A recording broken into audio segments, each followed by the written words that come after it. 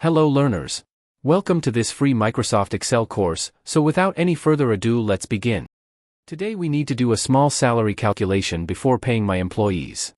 We have gross income and their income tax amount which needs to be deducted. Let's get this done quickly before rage broke out in my office.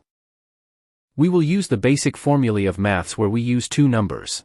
If the number we are subtracting from is lower than the actual one, we can easily get a negative figure. Let's say equal to first number and then put a minus and the other number.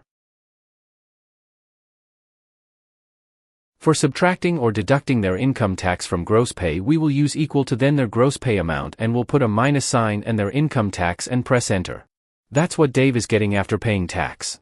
For others, we will select the Dave's income and the empty cells till John's income and press Ctrl+D. And we have each of their in-hand salary calculated.